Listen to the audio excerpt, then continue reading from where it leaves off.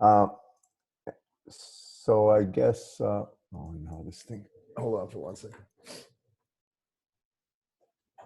My document camera has some problem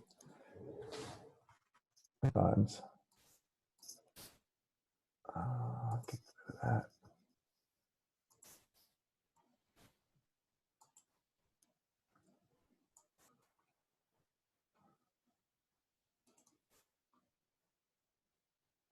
I'm just getting this camera. I think we have 20 participants now. All right.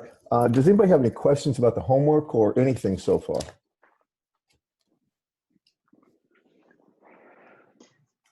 Quick question. I know in 2 weeks we're going to have a final. How many points would the final be out of?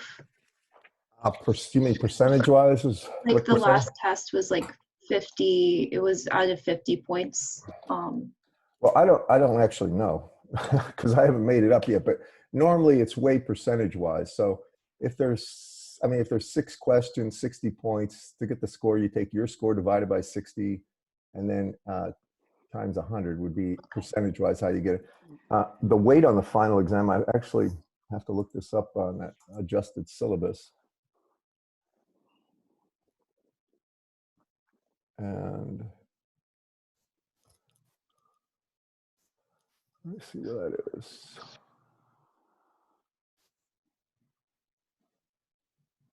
Oh, that's on Canvas, the adjusted one, right? I think. Yes, it is.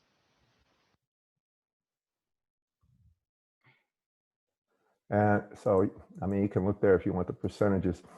But now, let me cast this screen. Do you have questions about any of the homework so far? Anybody? No? Okay. That's fine with me. Well, I had a question, Dr. Baginski. Go ahead. It's not in the homeworks, but I was reading the book trying to, I guess, understand the homework, and there's this symbol that I don't even know what it means. It looks like a U, but it's upside down. Oh, that's a union. Let me go. You can see this screen. Let me get this document camera on.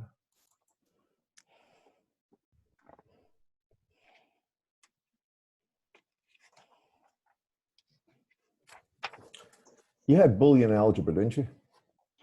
Yes. Everybody? All right. What page? Where are you looking in the book? Page 446.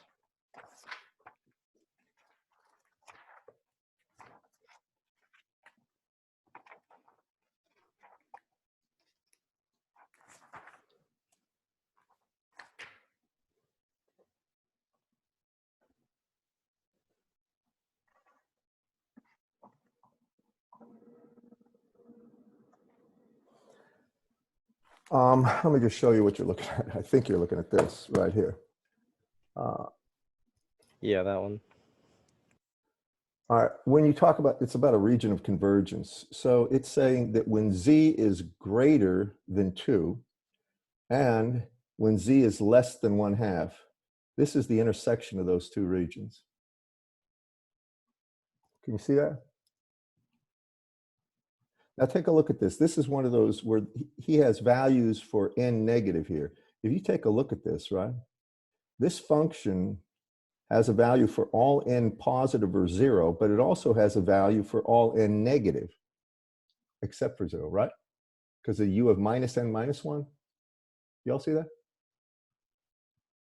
Now what that means is that this has a range of convergence. It'll actually be an annular ring with an inner convergent element and an outer one. Now we don't specifically deal, this is really talking about the intersection of these two groups. If for all z greater than 2 and for all z less than 1/2,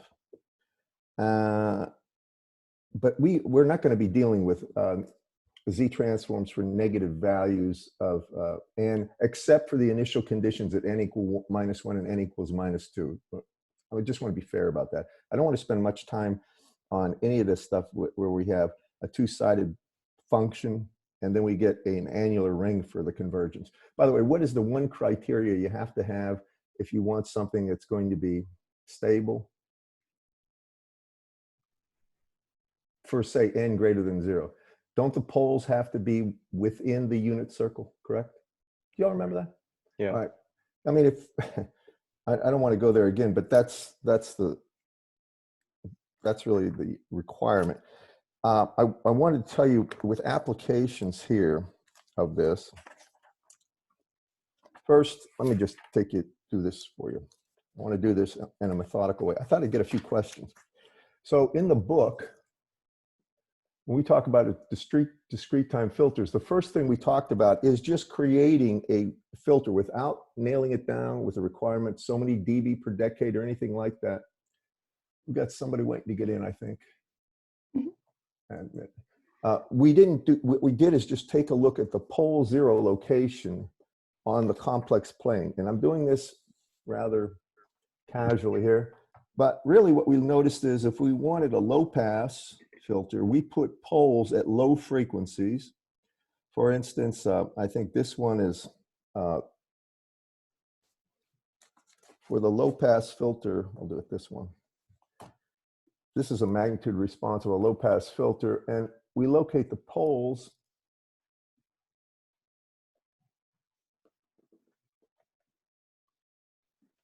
come on, sharpen. There.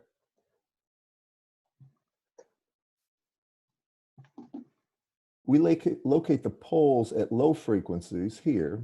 There's two, and they're conjugate pair poles at 60 degrees.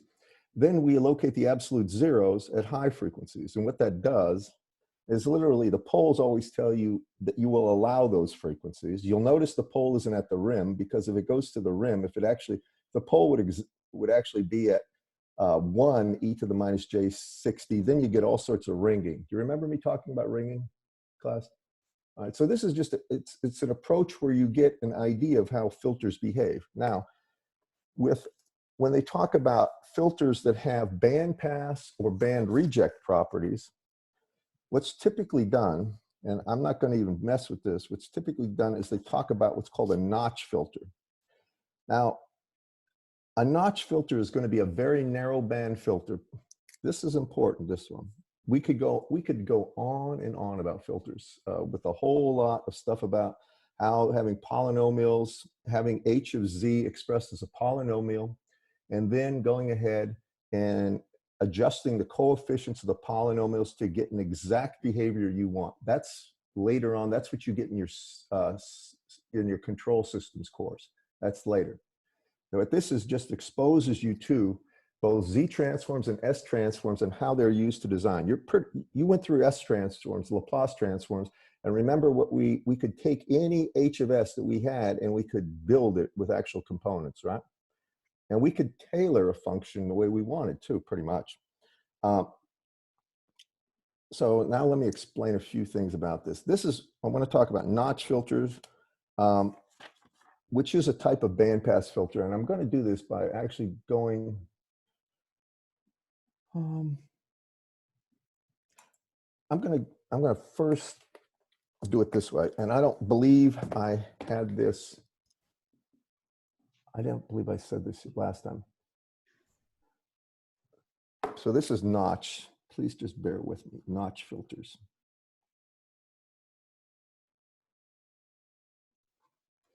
Now, everybody, I hope you appreciate the fact that we're not giving the exact filter magnitude and the fall off rate and everything. Right now, it's just getting an idea of what the actual H looks like for different types of high pass, the pole zeros, where the pole zeros, I'll tell you if it's a high pass or a low pass or a band pass. In general, when you talk about a notch filter, that's a very narrow band filter, you're going to have H of Z. This is a first or second order one. And the order just means how many poles and zeros. So this is a second order one, where you're going to have the zeros here, and it would be Z minus 0, I'll call it Z0, and then Z minus Z0 conjugate. Now with most filters, all the poles and all the zeros are conjugate pairs of each other, okay? Can everybody, this thing? It hides you guys for some reason. I can't even see you. If you turn on your camera, it might be a little easier for me to get a read. Right now, I feel like I'm talking to two people. These are zeros right here. All right. Now, under it are the poles. So it's Z minus Z pole 1 and then Z minus Z pole conjugate. This is going to be for a notch filter, and it's on page 427. What normally we do is we let the zeros be absolute, just like we did with the low pass. Do you all remember that the zeros were right on the rim at 0, correct? I mean, excuse me, with a magnitude of 1 at a given angle. Do you all remember that? Can you all hear me? Let's try that. Yes. I mean, I'm trying to draw from what I've tried to explain. Well, here, the zeros are going to have that same property, and it's going to be really, let me do it this way.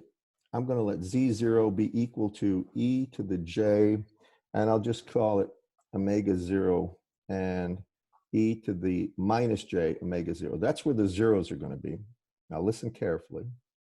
The poles for a notch filter, and it means just that it's a very narrow band. Either it's going to be a band pass or a band reject, but the actual poles will be multiplied. It will be at the same zeros, but they're multiplied by a constant A.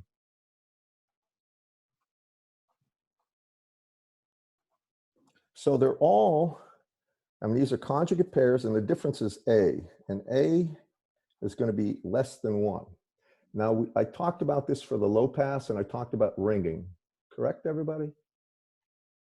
Yep.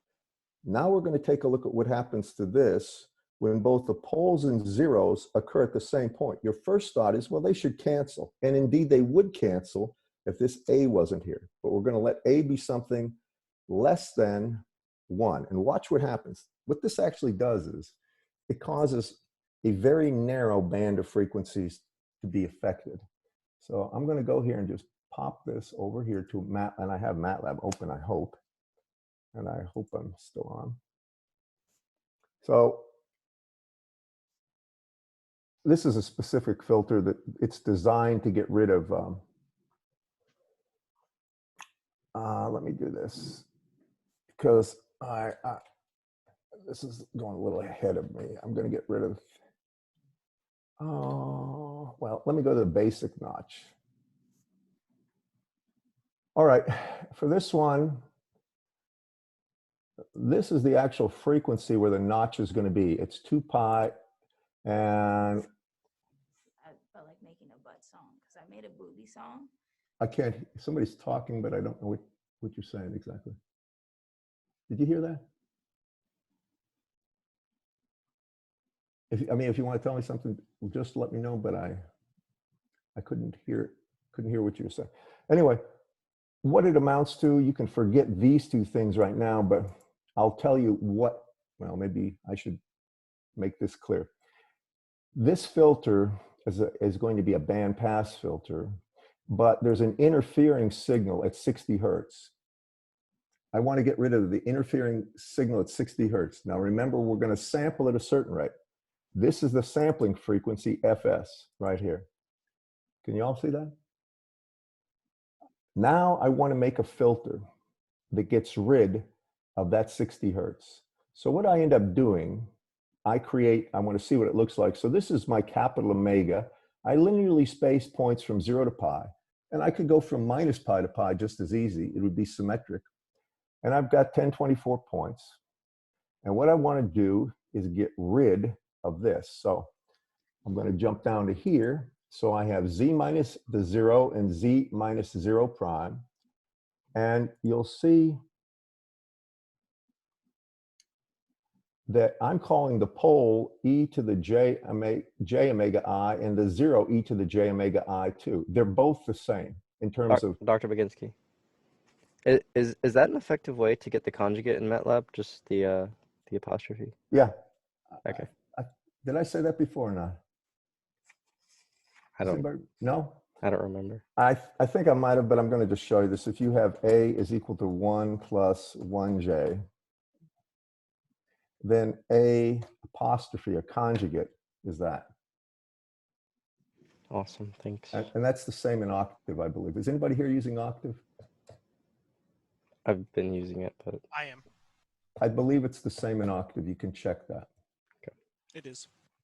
All right, and this is nice to know. Now, the pole and zero are at the same location, but I'm going to weigh the actual poles. First, I have z minus z0 dot times z minus z0 prime.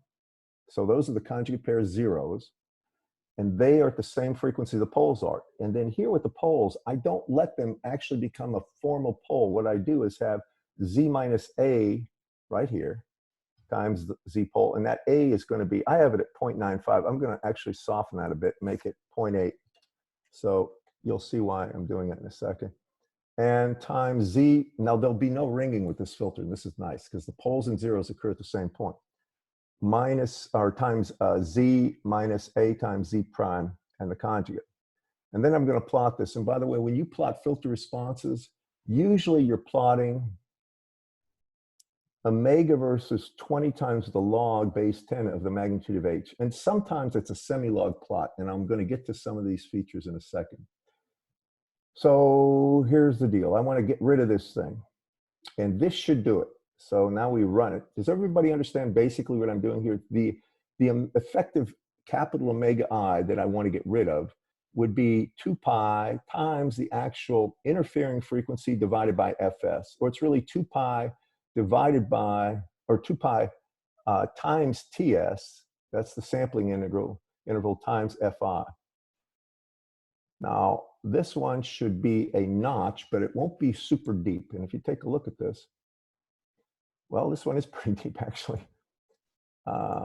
Maybe I'm going to put this at, let A be equal to 0.6. This will broaden it somewhat.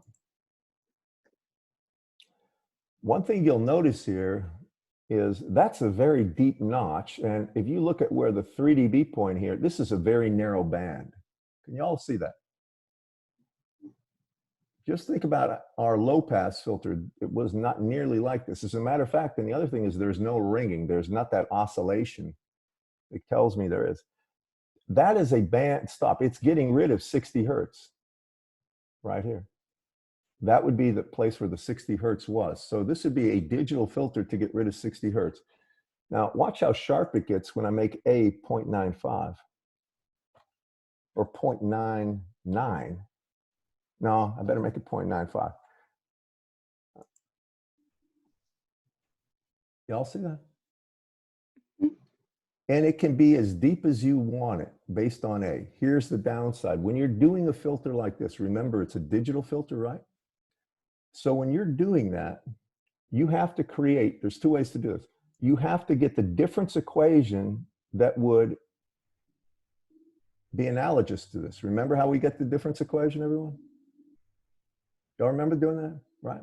We get the difference equation by what? Saying h is equal to y of z over x of z, right? And then we multiply by the denominator on both sides. And then we express it, and we know the z squared, if it was the highest power, you would divide everything by z, correct, class? Now, what does it mean if you have a difference equation, though? How many are with me so far when I say difference equation equated to an h of z? Just give me a thumbs up or some way of reading it. Or just say yes, okay.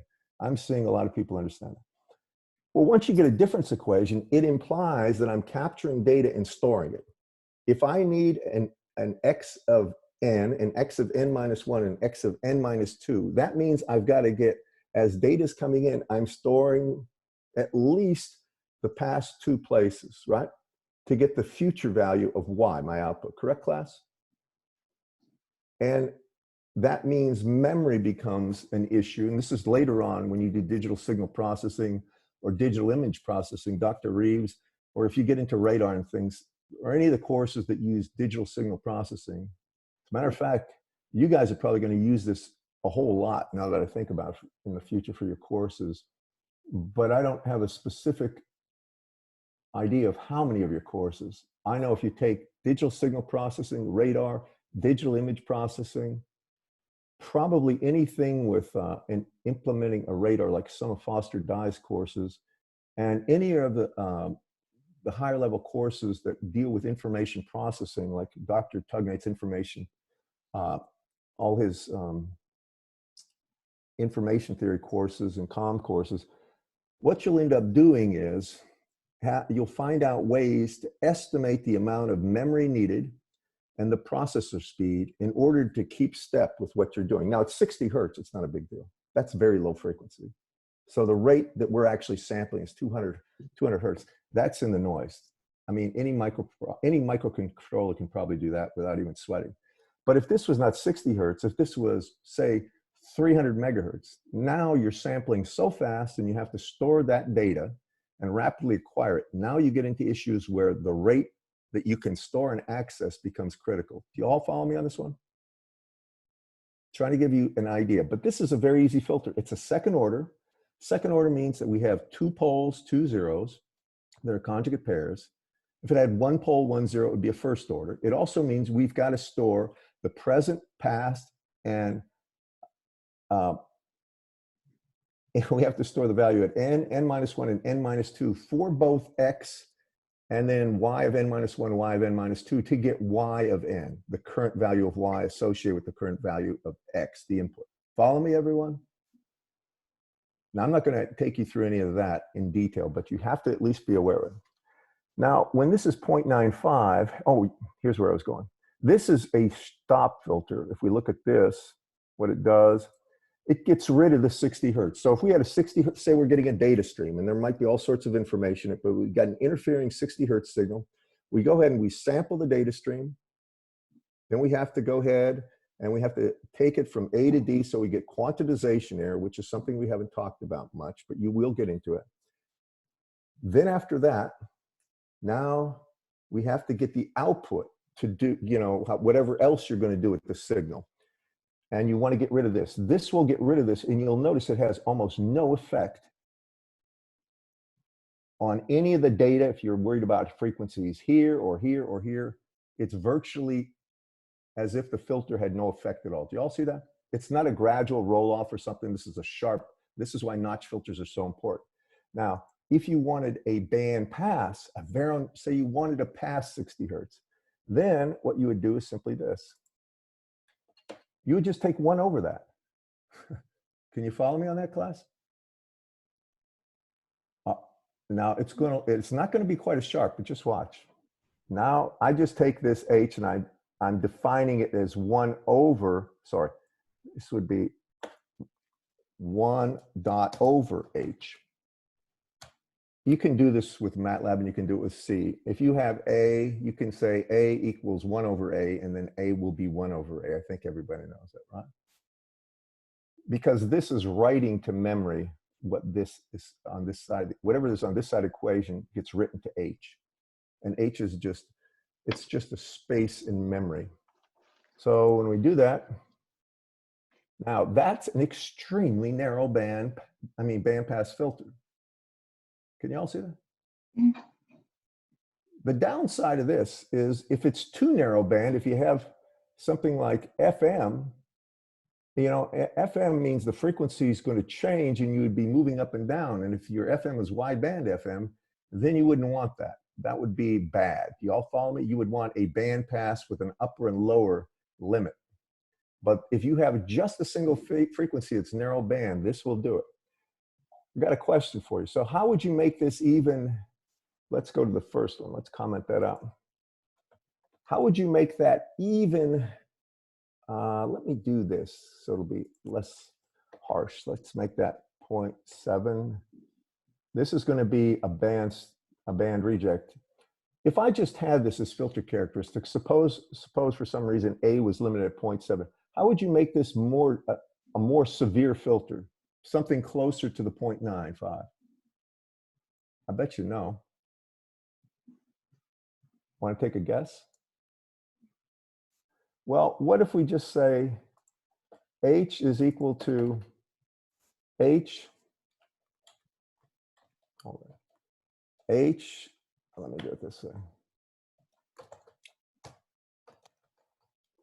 Now that's multiplying the filter. It's like running it through one filter and then the exact same filter again. It will accentuate the actual effects. I'm showing you this because it's a trick that people do all the time. I don't know if you can tell, but it's getting deeper, right? Do it again. So what if I take that times H times H?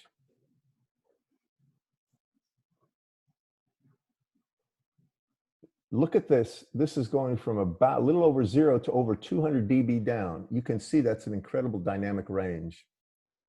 And that's one thing you can do with filters is cascade them. Here's the downside of that. If I was to run this filter, I have to have, for each one of these, I'm going to need, I need to store data. I need to store the x of n minus 1, x of n minus 2, I have y of n minus 1, y of n minus 2. So for each time you see a capital H, you have 5 storage spaces that you have to have available. That means if you had 4 of those, you would have to have 20. And they have to be fast access. Do you follow me, class? That's something you keep in mind when you do filters later on. All right, back to this.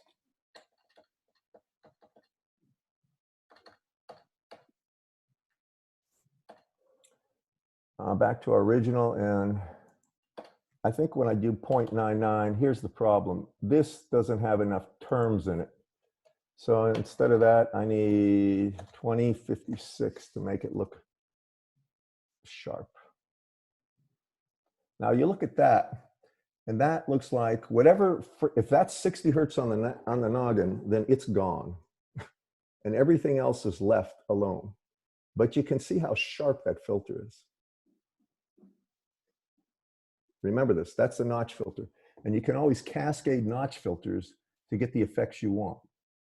All right, now I'll take you to the next part. Well, what if you have 2 interfering signals, say one at 60 hertz and one at 80 hertz? Then what would you do? Anybody? Could you add them? Well, I think your intent's right. Go ahead, say it. Run it through a second filter that eliminates the 80. Right. You get this one, you get the output, then run it through a second filter designed to eliminate the 80. And that means right here, then you would have a filter where not 60, but 80 would be the value. Follow me? Now I want to tell you a limit. But suppose I wanted to eliminate 130 hertz. Do you see a problem if the frequency was 130 hertz with something that deals with a guy named Nyquist? Yeah, the sampling frequency is too low. That's exactly it. And I'm trying to stress this now. If you don't sample at least twice the highest frequency of interest, at least that, then what happens is you're going to have all sorts of problems. If, for instance, if you try to recreate the signal, you get aliasing. If you try to filter the signal, what'll happen is instead of filtering just say it was 130 hertz, you would filter 130, and then you take 130 minus the Nyquist criteria frequency, which would be 100. Well, actually, I'm sorry, 200. And it would shift it down the band, and you would be filtering things you don't want to. So just remember, for the good of, to make a good filter, you have to filter at twice the highest frequency of interest. And I might add one other thing. What is the highest frequency of interest, or the highest frequency that we can deal with if we have a 200 hertz sampler? 100? That's right. All right. Yeah. Just to keep things in perspective. Follow me, class? Okay. So that's your basic notch. Now, there are a lot of different things about notch filters they talk about. And I'll just say this on page, so you can, I'm going to shift it to the dot cam now.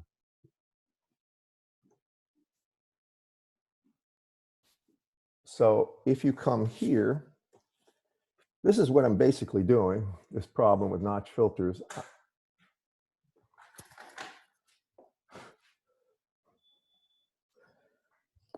I'm just simply identifying this as the frequency I want to get rid of here.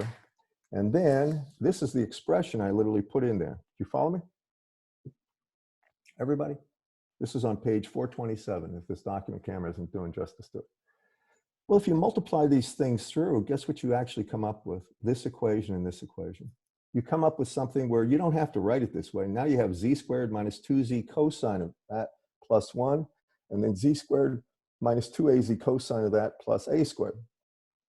Now, here's the thing. Once I have this right there, I have y of z over x of z, correct? Everybody hear me? And if I have that, I can get a difference equation. Can't I just take the bottom and multiply it by y of z, right? And then I have this, and I'll multiply it by x of z. Now, that's what he does right here. Y'all see this? And he does what I'm saying right here. Correct, class? I'm trying to show you how you would get a difference equation from the above equation. Remember, we had conjugate pairs for poles and zeros. The weight of A was smaller than 1 on the pole, right? Everybody good to go on this? Now, once we have this, we can get this equation, a difference equation that predicts the output y of n for past values of y and current value plus past values of x. And the one thing that's obvious is the cosine of omega I is the thing that will change for different frequencies that you want to filter. The value of z itself, the delay operators, these are always going to have a delay of 1, delay of 2, and the coefficient a squared and 1 will be the same. The difference is the frequency you want to get, that middle term. You all see that, class? This isn't a lot of deep theory. It's just an application of Z transform to create a notch. And it's very important to realize this. Now, you're going to take Stan Reeves for your random signals and systems. And I don't believe he talks about filtering there. I taught randoms a couple times.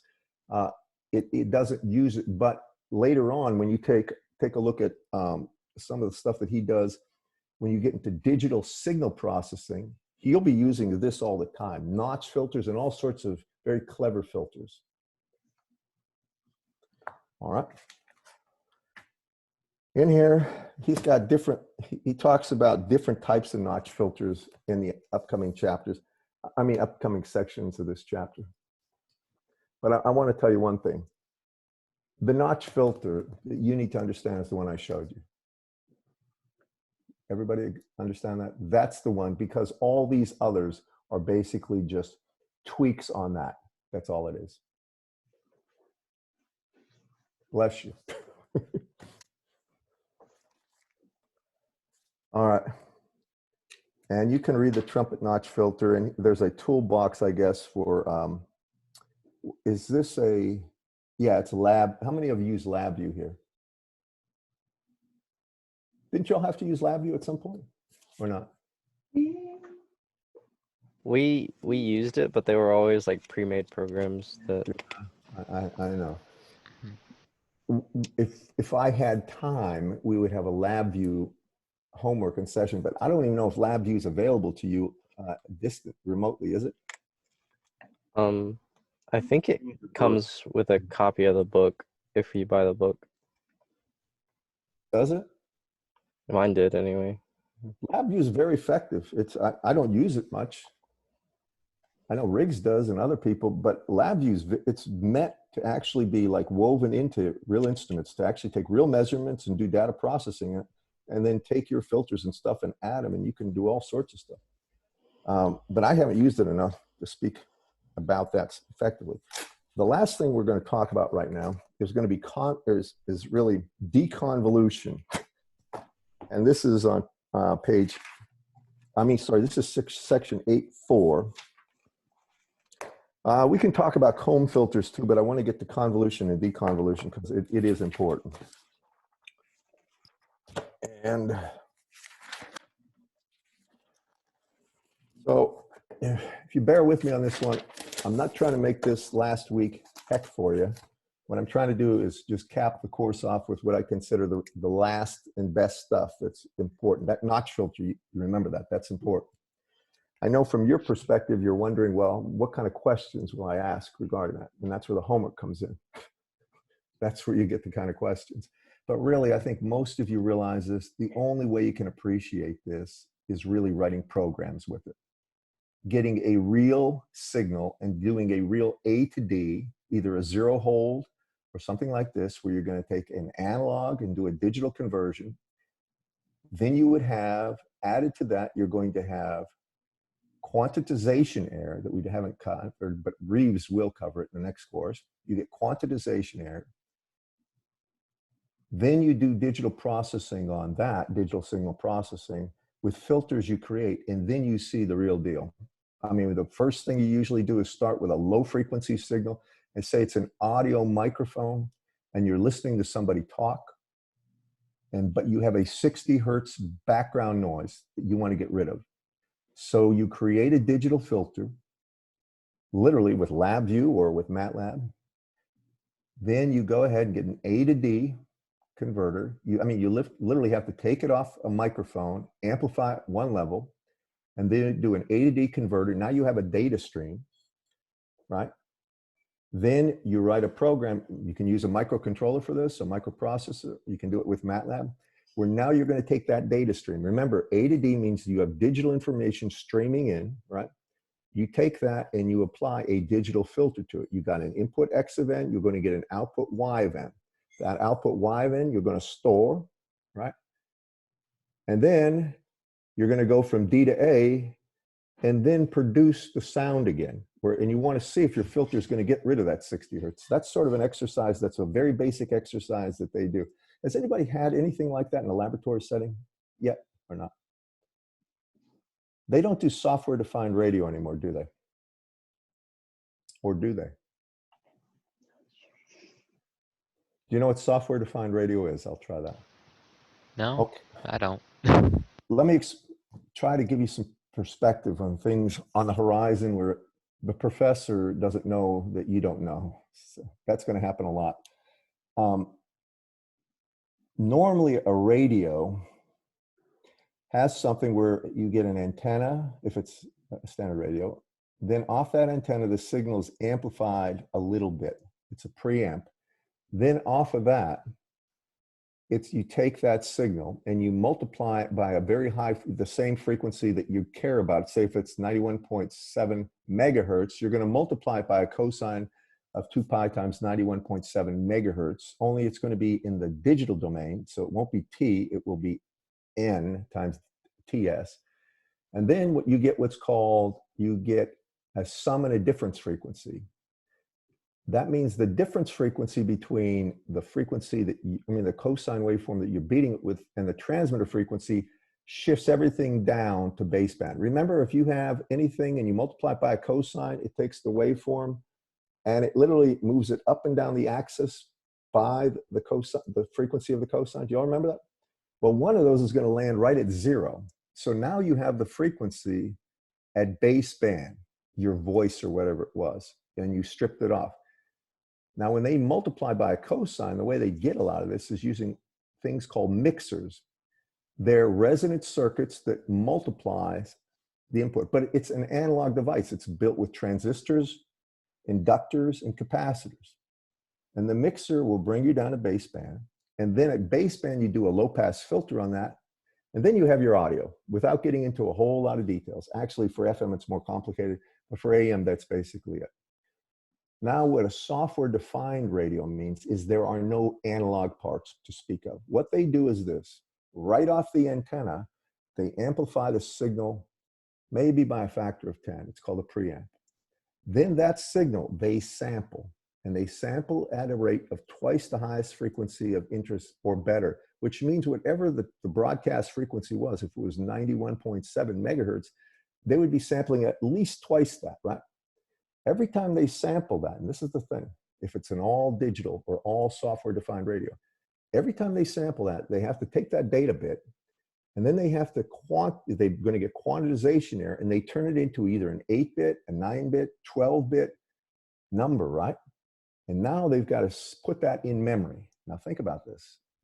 And they're going to have to fill up a memory block with that data, basically as it's coming in. And then what they do is in the digital domain, they use a digital filter to bring it down to baseband. And the way they do that is they can multiply it by a cosine waveform, only it's going to be cosine of omega. Really, it's going to be a digital or a discrete cosine waveform, and they know they get sum and difference. Then they run that through a low-pass filter. Usually, this is actually a difference equation. And then out of that, they have the baseband signal that can be then taken from the digital to the analog domain and simply amplified. You can run it through your speakers. But a software-defined radio is all digital signal processing. There is no mixers. There's no, to speak of, inductors, capacitors, and all that stuff, and amplifiers. It's just one, it's done with one little preamp. It is analog at a very high frequency, and then it's just sampled, and from there on, all the processing is digital. The very last step is to take the the digital, and turn it into analog, and then run it through your speakers. We used to have a lab on that, and it was really cool. Has anybody heard of this? Anybody at all? It's called software defined. Whenever you hear that word software defined or all digital, it means it gets rid of all the analog components. Mixers, by the way, are usually expensive, and their biggest problem is the center frequency will drift in a mixer circuit. So a standard analog mixer, so you need like for radar, you need a very stable local oscillator. And with digital, you have no problem. But the biggest problem is memory and accessing memory. When you're sampling at an incredible rate and you're just spreading this data, tons of data into your memory banks and pulling it out, speed is the key thing. It's easy to do at 60 hertz, not so bad at a megahertz. You get to 30 gigahertz, it's horrific. So, and they tried as fast as possible to bring it down to baseband. Okay. All right. Now, about this deconvolution, I want to just tell you this is on page, or this is section 8.4. And this is really kind of a no-brainer once you see it. But there's one important part about deconvolution that's critical. Normally, if we have X of n going into a system, this filter, I guess, is typically defined as H of Z. And, you know, it does have an H of n associated with it. And your output is Y of n. Well, Y of n is defined by either H of n convolved with X of n, or Y of Z is H of Z times X of Z. And I'm going to make a comment about this so you understand some of the implications. This is a difference equation. Do you agree with that? Anytime I've got convolution going on, I'm what? I'm taking a data stream, and I'm really taking this, and one of them I'm flipping, the other one I'm leaving alone, and I'm multiplying them, but it's a real-time process. It could be 2, 3, 4, it could be 100 different data points I take with X and multiply by H, right? You all agree with that? Now this, if I wanted to do this operation, what I have to do is collect enough information about X of n. I have to have a fair portion of the data stream. Then what I'm going to end up doing is taking the Z transform or the fast Fourier transform of that, and then multiplying it. I'm sorry, you collect X, right?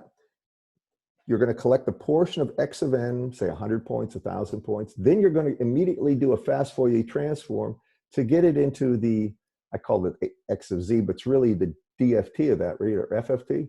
And then I'm going to multiply it by the transform of H. And then once I have this, I have to take it back to the actual time domain. You follow me? Or the end domain. Either one of these things results in the same output. This requires transforms. And I don't hold you responsible for appreciating everything I've just said. I'm trying to give you some ideas of the concepts. This right here is more steps. It's easier to see. This is fewer steps, but nevertheless, this is input-output relationships, and this is assuming it's a linear time invariant system. I know some people have to go. Just let me finish this thought process. Well, what if I actually have Y of Z? What if I have a sensor and my output is y of z, and I want to see the x of z that created that, or the x of n that created it. You follow me? If you have a sensor, say a microphone has its own way of weighing certain frequencies more than others, right?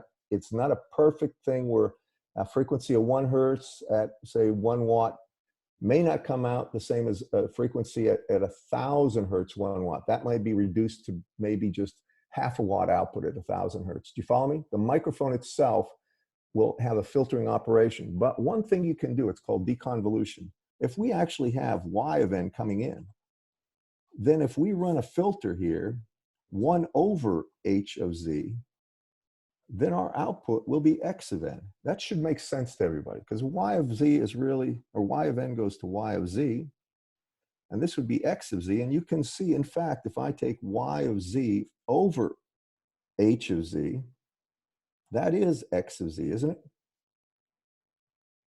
Isn't really h of z times x of z equal to y of z, class? Y'all see that? I'm not done yet, but I'm just trying to show you something. This is just an inverse operation, right? All of a sudden, now my filter is g of z. It's 1 over the h function. Y'all follow me? Give me a thumbs up if you do, because I'm trying to cut this out in time for your next class. Now, if you see that, there's one critical thing that you have to be aware of for stability, and I want you to just think about this. Normally, if we have a system, right? If this is the 1 circle right here, for it to be stable, all the poles have to be inside there, right? You don't care where the zeros are, correct, class? Now, when you invert the function, if this is the poles for h of z, when you invert it, then the poles become zeros. Do you follow me? If this is where the poles were for h of z, 1 over h of z would have, each pole would become a 0. That shouldn't be intuitive. Do you agree with that, class? I can show you to you mathematically, but you can see it too. But here's something else. What happens about the zeros? What if I had a 0 out here and a 0 here? What happens to the zeros when I take 1 over the function? They become poles, right?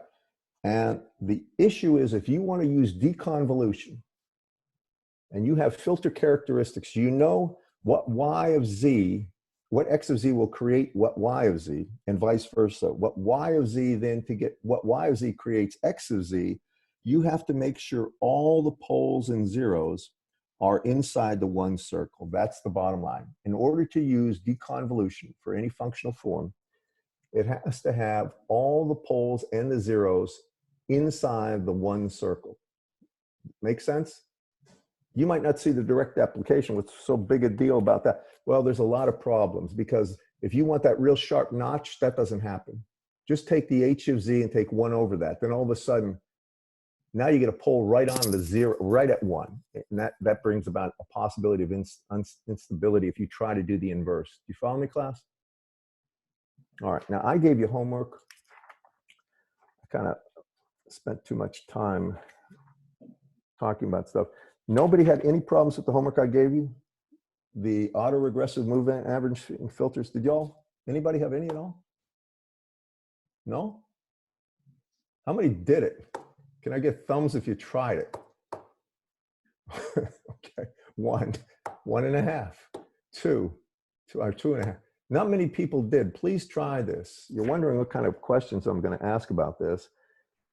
Well, I'm going to go through some, I'm going to give you some problems for deconvolution. I'm going to ask you to read the comb filter thing. And then next class, I'm going to try to piece together a kind of a real filter problem for you, a couple of them, something that would be on the final, something that everybody here should be interested in, because that's what you really want to know. What am I responsible for? And I'll try to be as fair and honest about this as possible, okay? Any questions? I had a small question about for the notch filter. Yeah. I'm still unsure about what the A does in the equation. That we multiply by. Is it just like a scaling factor, or? Let me answer this by, well, I'll just tell you this. If you can read the book about it, but hold on for 1 second.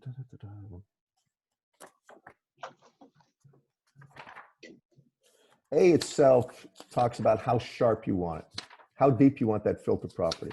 The problem is if you make A like 0.9999999 all the way out there, then it becomes so narrow that any small drift in the frequency you want to get rid of, actually you may not get rid of it, because the narrower that becomes, the more samples you actually need, or the resolution on the samples, I call it the discretization error has to be minimal. That's why A's never put to like 0.9999. It's about 0.95, maybe 0.99 if you got a system that's got really like a 12-bit or greater.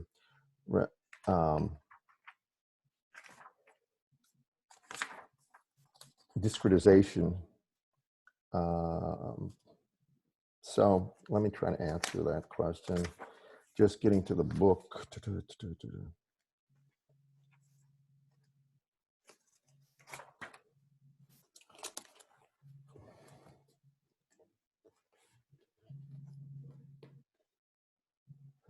So let me go up here.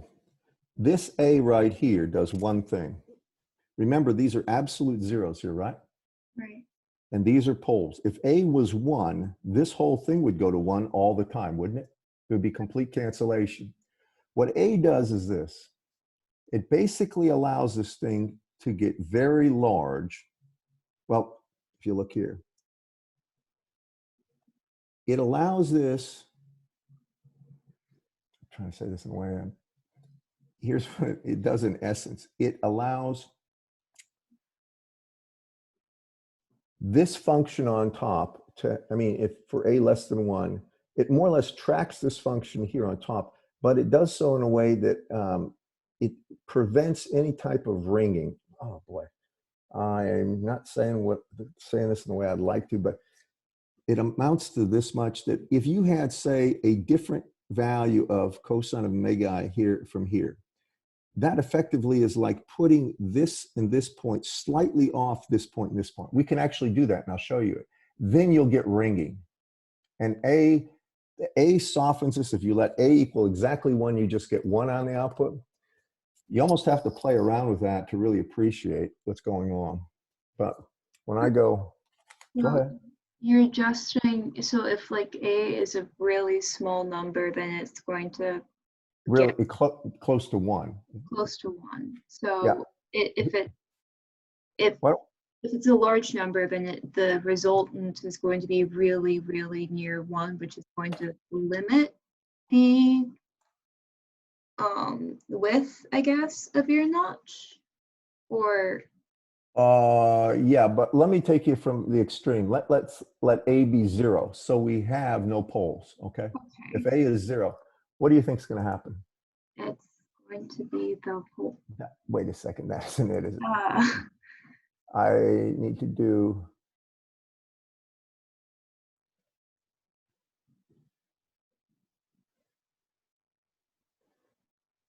Let me just plot this linearly, because we're going to get a real odd behavior. Log of 0 is minus infinity. right. Let me just plot this. All right, now you get this.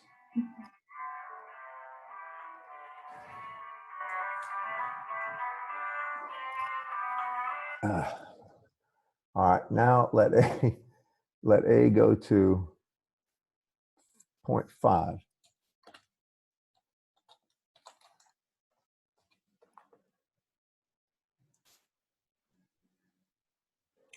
Starting to get sharper, right? Mm-hmm.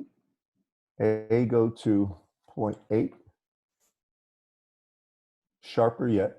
Okay. A go to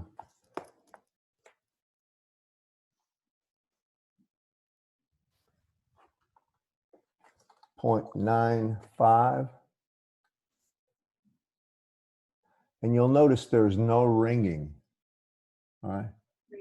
That's versus frequency. If there was ringing, it means that if a signal came in there at these frequencies, some would be amplified, some would be decreased. You want no effect except the frequency you're trying to get rid of. This is a notch filter, not a pass. And if A goes to 0.99, It's going to get real deep here in a second. You see that? Now that's going to pretty much get rid of anything at 60 hertz. Okay. Okay. Also, taking a look at some of the homework, is it okay if you could do one really quickly? If it Yeah, was, sure. Which one? 8.4 from homework 28. Problem 8.4? Or yes, problem 8.4, homework 28.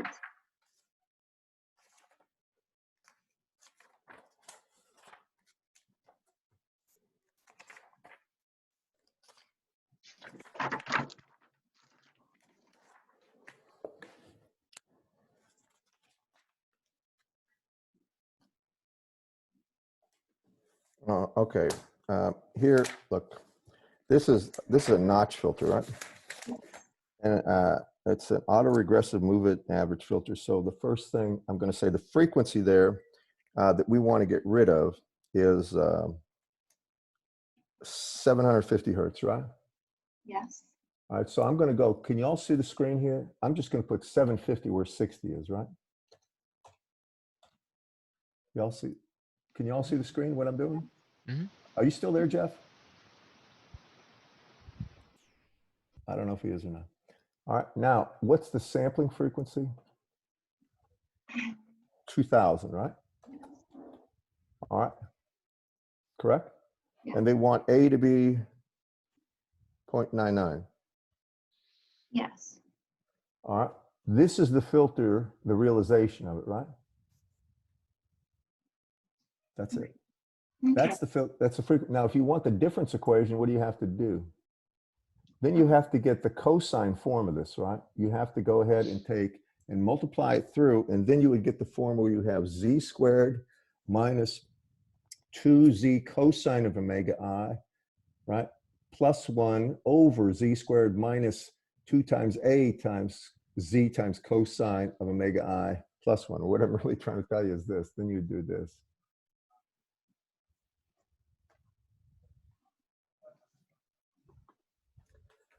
You come over here, and that should be in the book, by the way. All these require you to actually program. And then it would be this difference equation right here. Right? Okay. And the cosine of omega I would be, Omega I would be a no A, it's this. 2 pi fi over fs. Right, 2 pi fi over fs. That's it. Okay. And then you just substitute it in and then that's your difference equation. Okay. That's that it. makes sense. That's it. And I'm only going, if I went from minus pi to pi, right? Or from 0 to 2 pi, but minus pi to pi, then you're just going to see it repeat itself on the other side. Oh, okay. Interesting. They're always symmetric. This is a magnitude, not phase. Okay. Always. And so I don't even bother doing that. I just go always from 0, because that's really where we're interested, to pi. And that's what you get. Okay. That makes sense. And, you know, I never tried this, but I think there comes a limit. It has to do with resolution. There comes some point where this thing's going to act strange, but it's still got one there. Mm, But that's what it looks like. interesting. The last part, what I'm trying to do, I'm trying to see how many people understand at least the concepts of filtering, digital filtering, without getting into how you actually build a perfect one. Because normally what they really do is this. If you, let me get the dot cam. I want to filter, say it's a digital filter, but I want it to do this in the real analog domain. I want it to be flat, value of 1, and I want it to come off and roll off here at minus 60 dB per decade. Dr. Baginski, could you move your page up a little bit? Yeah. Thank you. I'll do this. Here's what I'm up to. Suppose I want this. If this is my H of small omega magnitude versus versus omega. And I got the frequency, call this omega 1 is where it cuts off. And then I want 60 dB roll off as far down as you could go. That's what I'd like. Well, how do you do that? Normally what they'll do is this. They won't use omega. They'll say this would be H. If you want to do, normally, well, we want to turn this into an H of Z, right? So we know that omega times t sampling is really capital omega, right? Mhm. And that means when I take a look at this, that's capital omega. Now, what I end up doing is saying this filter property here, I'm going to say, trying to say this in a way that's going to make sense to you.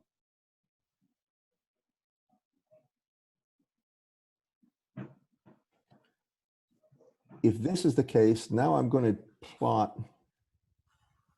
the magnitude of H of not omega, but omega TS.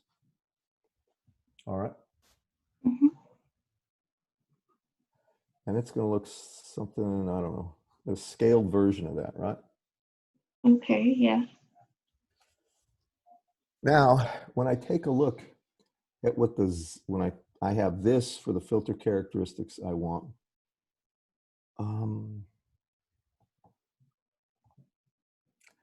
then when I have H of Z, Z would be equal to E to the J omega, right? Mm-hmm. That would be H of Z equal to E to the J small omega TS, right? Mm-hmm. And what you'd end up doing is, and I'm gonna try to do this right, you're gonna have polynomials. You would have some A0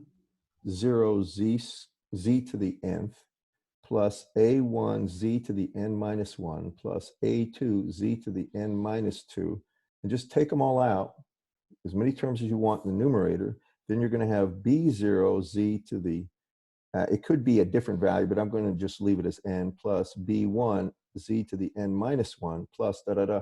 And now I have an H of Z, right? Mm-hmm. And Z will be equal to this. And then what I do, when you have this type of thing, I think MATLAB does this. To solve for these coefficients, if I give it, if it has a filter characteristic, you're going to take maybe 100 different points here, say evenly spaced over where the filter is active and then it's falling off, and you set them equal to this value, this functional form. And MATLAB does what's called a least square error approximation, and it will solve for these values of A. Now, this is what you get when your senior level courses, how to do that.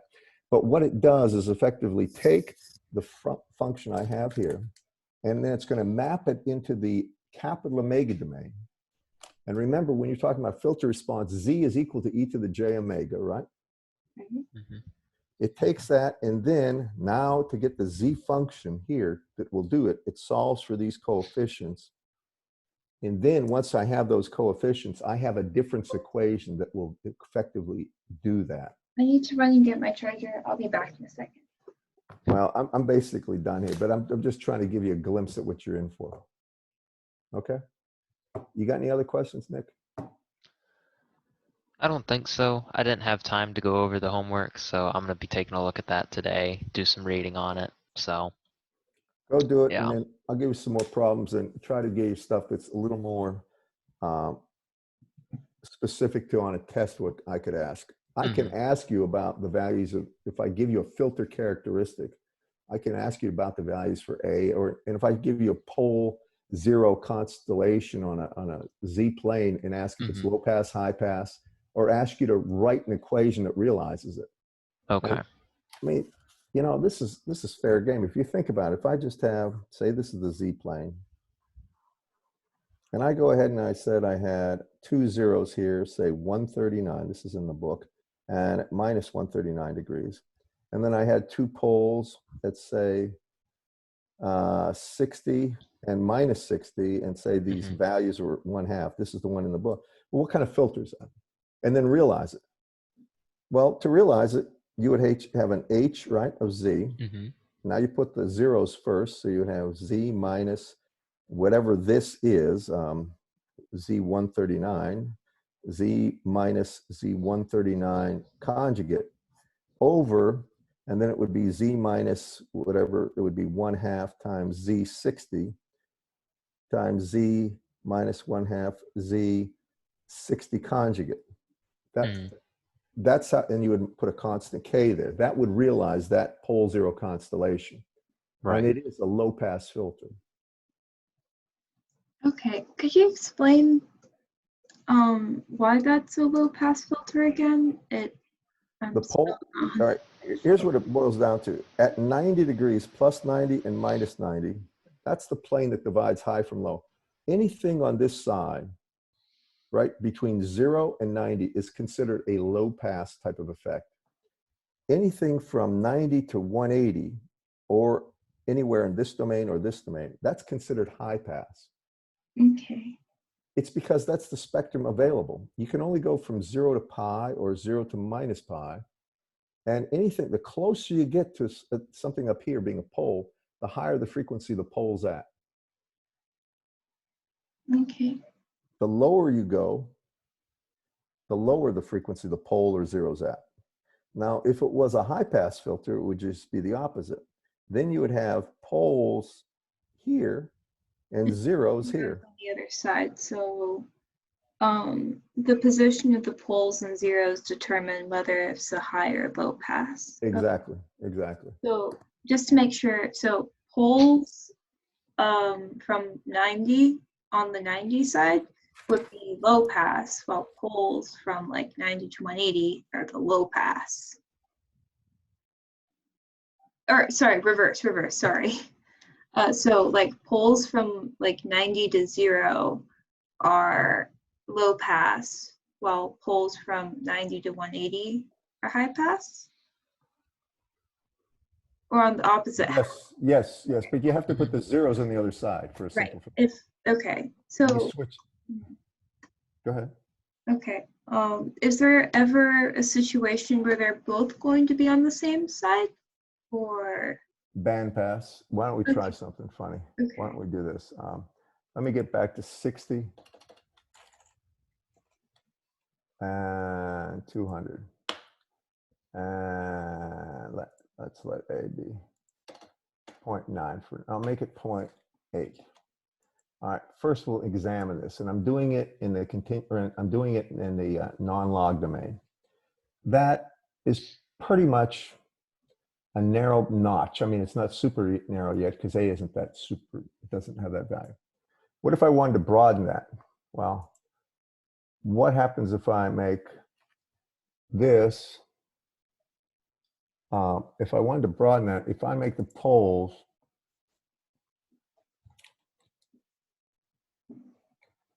I'm going to change them slightly.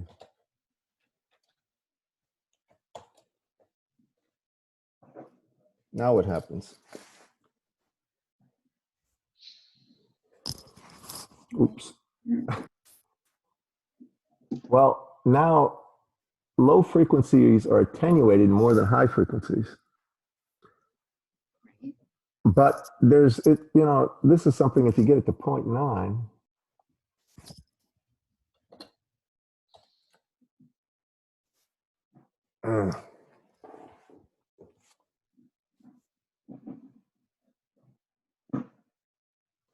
you can see it's accentuated, right? Mm-hmm. And see, well, this isn't a good example of that, but the whole idea behind this stuff is that the poles and the zeros determine the type of filter. For this one, I made the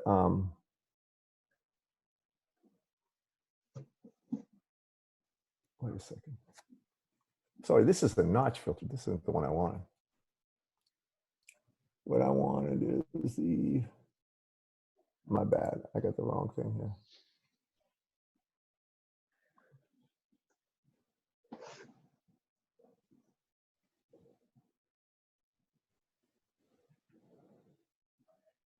I'm looking for low pass.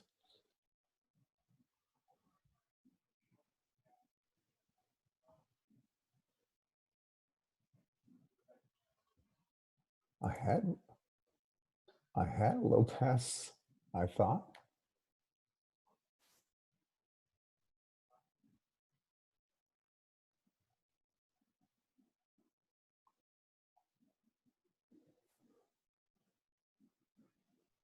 I don't know what happened to it.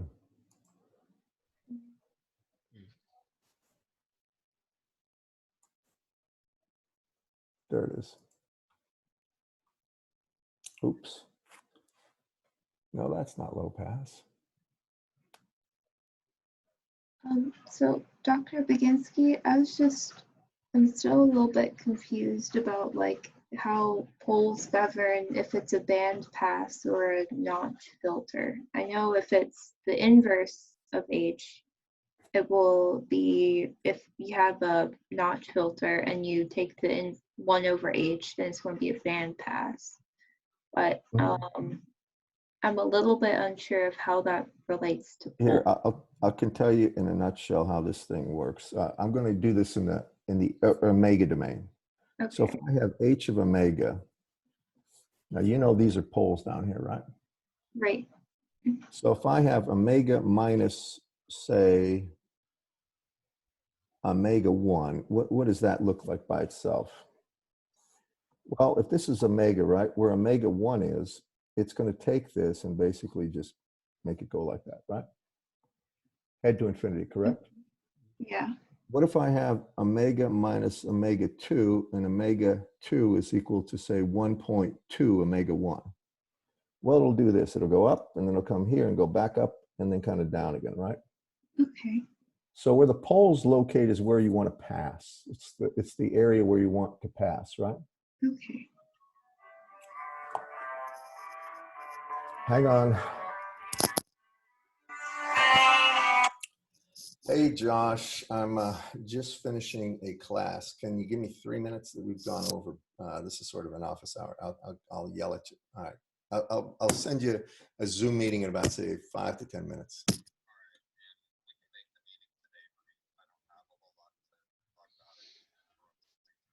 Good deal. I'll talk to you then. Bye-bye.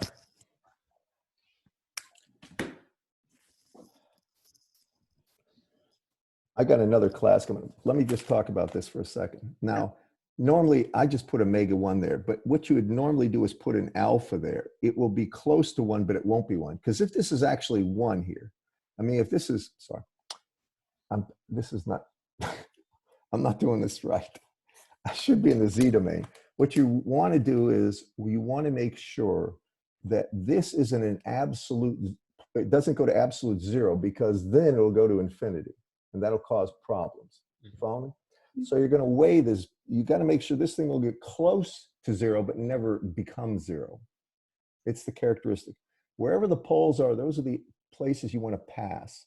And if you want to pass a band of frequencies, then you're going to have an upper pole and a lower pole, but you're also going to add zeros to get rid of frequencies, the higher frequencies that you don't want. And there's all sorts of sophisticated ways to do this.